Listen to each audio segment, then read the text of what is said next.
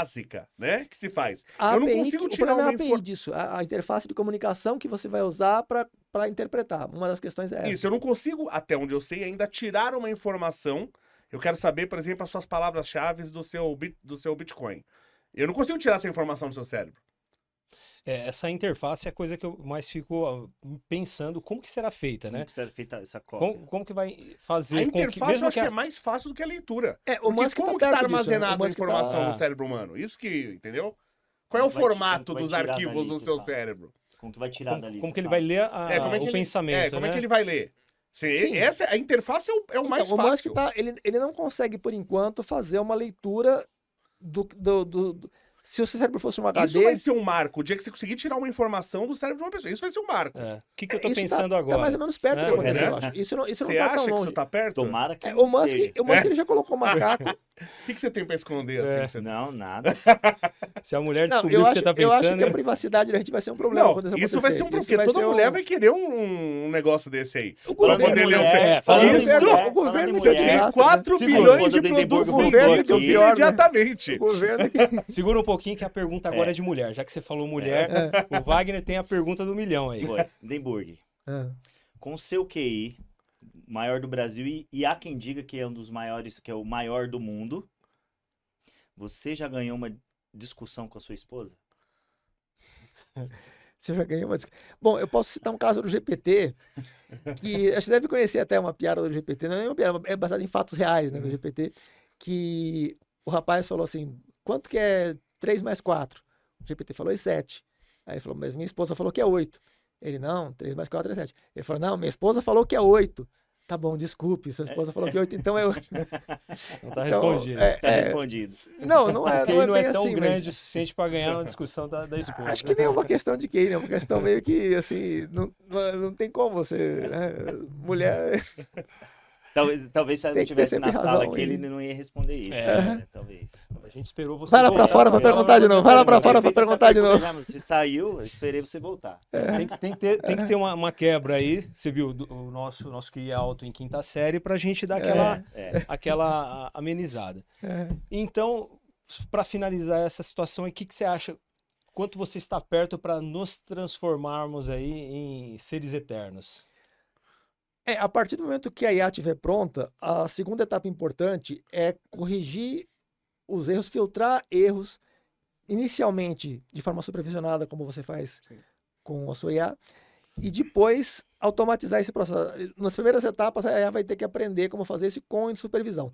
Depois, de um certo ponto, ela vai ter que, automaticamente, ela vai ter que interpretar quais textos acadêmicos são razoavelmente confiáveis e quais não são, e vai ter que filtrar isso. O GPT ele não faz isso, ele tem um volume gigantesco de dados que ele usa no treinamento, e no final ele assume que aqueles dados são verdadeiros. Inclusive, ele tem um viés esquerdista muito forte, né? O GPT... Não. Inclusive o GPT tem essa característica. Né?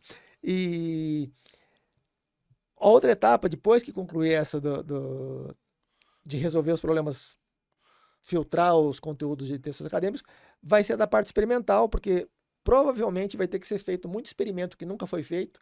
A própria IA vai descrever o experimento que tem que ser realizado e nós vamos precisar de uma equipe que vai fazer esses testes e reabastecer com os feedbacks para que a gente aprenda muita coisa que nunca nem chegou a ser considerado. Né? Então, essa parte física de leitura, vamos dizer que sua IA estivesse pronta hoje, você não teria um cabo para plugar ali para conectar, colher as informações.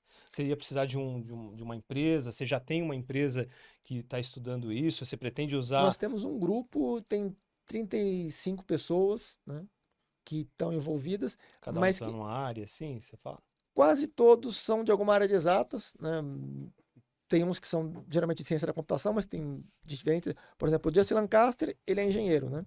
Ele tem um pós-doutorado em engenharia pela Universidade de Harvard. Tem pessoas do MIT. Tinha um rapaz da NASA que ele chegou a se interessar, mas depois acabou não participando. Enfim, tem... O que dá a entender é que vocês primeiro estão desenvolvendo a IA para depois ver como que vai fazer, né? Ela vai falar, faça assim, e aí depois vocês vão ver como que vai conectar. produzir o maquinário ali, vai. Basicamente é isso. Tem vários pontos que estão em abertos, né? Tem vários pontos que estão em abertos. Mas uma das partes... Porque tem mais que é uma questão operacional. É só a gente seguir o caminho das pedras e vai chegar...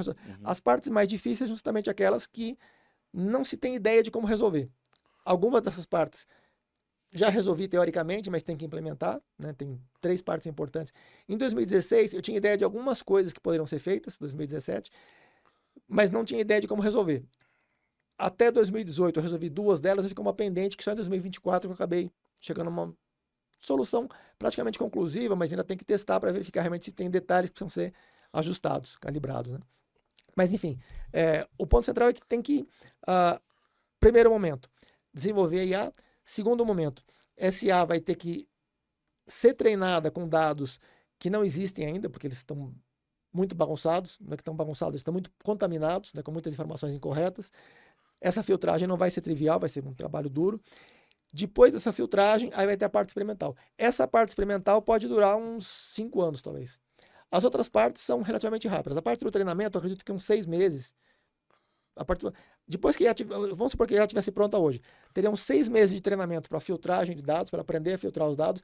Depois que ela aprender a filtrar os dados sozinha, ela vai filtrar. Claro, vai ter alguns pequenos ajustes posteriores que vai ter que fazer, porque ela vai cometer alguns errinhos ainda, vai ter que fazer algumas filtragens. Mas já vai conseguir, talvez em 1 ano, de 6 meses a 1 ano, ela consegue resolver essa parte de filtrar, de selecionar dados confiáveis a partir dos artigos que já existem. E aí a parte mais difícil vai ser justamente ela planejar experimentos para adquirir novas informações que nunca ninguém planejou, que ninguém percebeu a necessidade desses experimentos e executar esses experimentos. Porque aí não é a IA que vai executar, vai ter que ter humanos, né? Vai ter que ter universidades participando, vai ter que ter instituições grandes participando, que vão fazer esses experimentos e dar o feedback para reabastecer a IA com essas informações. Então, essa parte dura porque não existem informações. Então vai ter que gerar, o tempo que vai demorar, em parte, vai depender de quantas pessoas e quantas instituições vão estar participando. Então, essa é a parte... Será possível isso fazer pode levar uns correção? 5 anos. Por exemplo... Reprogramação? Tem um grau de autismo. Remover isso e fazer e reproduzir sem? Provavelmente, assim, eu não vejo limitação para o que possa ser feito, desde que não viole leis físicas, assim, viajar mais rápido e ultrapassar a velocidade da luz no vácuo, eu acho que não vai ser possível. Alguma coisa nesse sentido. Baixar do 0 Kelvin, não... Então, teve até um estudo que publicaram faz uns 5 anos, que um pesquisador estava dizendo que ele tinha conseguido uma temperatura abaixo de 0 Kelvin. Você chegou a ler meu artigo sobre isso? Não. Eu falo que provavelmente o que aconteceu é que tinha uma flutuação, né, da temperatura. Se o cara não entendeu a física do negócio... Ele não interpretou o resultado. Porque, pelo amor de Deus. Ele não interpretou o resultado. Porque eles medem, na verdade, pela entropia, né? Pela redução ou aumento da entropia. Se a entropia está diminuindo a temperatura, então ele não mediu a temperatura em si, ele mediu a entropia, e a entropia está associada a várias partículas se movendo. Se você reduz ou aumenta a velocidade média das moléculas, essa vai ter uma flutuação estatística nessa velocidade média. Então, e se você entende a física da temperatura, você já sabe que não dá. Não faz sentido, né? Não faz nenhum sentido. Se ele tivesse realmente medido, ele revolucionaria toda a física, né? Ele, assim... Pode a gente só contextualizar isso rapidinho, claro, pessoal, que a gente tá falando? Temperatura nada mais é do que a energia cinética das partículas. Então, quanto mais uma partícula está se movimentando, mais quente ela tá. Você é engenheiro, você sabe. Então, se uma partícula tiver... O que seria o 0 Kelvin? É uma partícula parada. Ela tá parada, sem nenhum movimento. O que, em tese, é impossível. Mas como que eu iria baixar de 0 Kelvin? Aí eu quero ver a inteligência artificial responder isso aí. Como que algo pode estar mais parado que parado? Aí tem uma questão interessante. O Elon Lages de Lima... Do ponto de vista de energia. O Elon Lages de Lima, ele fez um trabalho em 1957 que é sobre espectros, né? Que trata de dimensões negativas. Tem dimensão fractal, tem, né, dimensão de Lebesgue, de Minkowski. A gente trata geralmente de dimensão euclidiana, que é mais... Sim, números inteiros. 2.300 anos, é mais fácil da gente... São números inteiros. Tem os números decimais, né, que são as fractais, e tem... Esse conceito de dimensão negativa é uma coisa extremamente radical, porque como é que você pode ter uma dimensão menor do que 0? Né? Porque assim, você tem um ponto tem dimensão 0, Sim. Uma linha tem dimensão 1, Sim. Um quadrado, um polígono tem dimensão 2. Quando você chega no 0, você tem um ponto. O que você pode ter com uma dimensão menor do que um ponto, que seja tipo menos 1? Né? O que pode existir com... E o Elon Lages conseguiu desenvolver um conceito formal, matemático, que descreve objetos que ele chamou de espectros, né? Que tem dimensões abaixo de 0. Mas papel aceita qualquer coisa, né? Não, mas tem propriedades consistente. Se você faz, por exemplo, a medida de Lebesgue de diferentes objetos matemáticos, um círculo, uma circunferência, uma esfera, uma hiperesfera, objetos com diferentes números de dimensões, você calcula.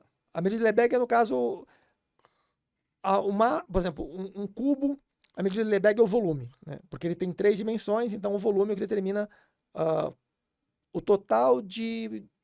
Eu não saberia descrever formalmente, mas é o total de pontos, o total de se fosse material, seria o total de matéria que tem aquele objeto. Certo. Um quadrado, a dimensão de Lebesgue é a área, porque o máximo que você pode medir, por exemplo, o perímetro quadrado, que é uma unidade, dimensão 1, né? Você pode medir a diagonal, que é dimensão 1. A área é dimensão 2, né? Então, como o quadrado tem 2 dimensões, a dimensão de Lebesgue é o máximo que você pode medir daquele objeto. Se ele tem 2 dimensões, o máximo é 2. No caso de uma esfera, por exemplo, seria 3. Né? Se fosse uma hiperesfera, 4, um tesseract, 4, assim por diante. Quando você chega no zero, você tem um ponto, a dimensão de Lebesgue dele vai ser qualquer coisa. No caso, a dimensão de Lebesgue de um cubo vai ser aresta elevado a 3. Né? Se fosse uma esfera, seria o raio elevado ao cubo vezes π sobre 4, acho que é isso. Não sei se o raio da 4 terços de πr ao cubo. 4 terços de πr ao cubo. 4 terços de πr ao cubo. Isso. Entendeu, Wagner?